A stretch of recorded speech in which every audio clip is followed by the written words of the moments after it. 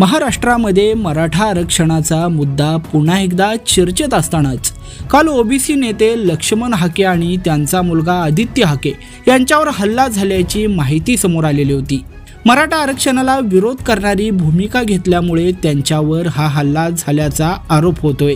लोणंद नीरा येथे घडलेल्या या घटनेमुळे मराठा आणि ओबीसी समाजातील संघर्ष हा अधिकच तीव्र झाल्याचं दिसून येत आहे। नेमकं काय आहे हे प्रकरण पाहण्यापूर्वी लगेचच एस प्राईम न्यूजला सबस्क्राईब करा आणि त्यानंतर बेल आयकॉन दाबायला मात्र विसरू नका।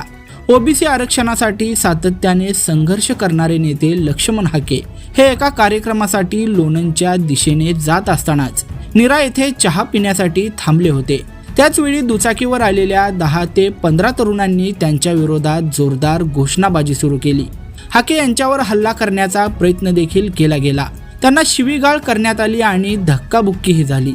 या घटनेनंतर हाके यांनी तात्काळ पोलिसांना माहिती दिली आणि त्यांच्यावर भ्याड हल्ला झाल्याचा आरोप केला।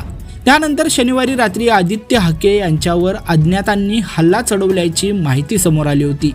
हल्लेखोरांची ओळख अद्याप उघड झालेली नाहीये। मात्र गेल्या काही दिवसांपासून लक्ष्मण हाके हे मराठा समाजाला ओबीसी आरक्षण नको अशी ठाम भूमिका घेत आहेत।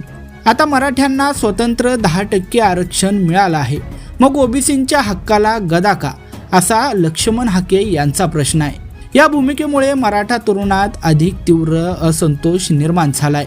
त्यामुळे हल्ल्याच्या पार्श्वभूमीवर संशयाची सुई मराठा तरुणांकडे वळली आहे। तरीही पोलिसांनी याबाबत अद्याप कोणतीही पुष्टी केलेली नाहीये। या हल्ल्यामागचे मुख्य कारण मराठा आणि ओबीसी आरक्षणावरून सुरू असलेला वाद आहे। मनोज जरांगे पाटील यांनी मराठा समाजाला ओबीसी कोट्यातून आरक्षण देण्याची मागणी केली आहे, तर लक्ष्मण हाके आणि इतर ओबीसी नेते या मागणीला तीव्र विरोध करतायत। हाके यांची भूमिका आहे की मराठा समाजाला ओबीसी मध्ये समावेश केल्यास ओबीसी समाजाच्या आरक्षणावर परिणाम होईल। या भूमिकेमुळे मराठा समाजामध्ये सध्या हाकेंबद्दल तीव्र नाराजी आहे आणि हीच नाराजी या हल्ल्याला कारणीभूत ठरली असावी असं सध्या बोललं जातंय।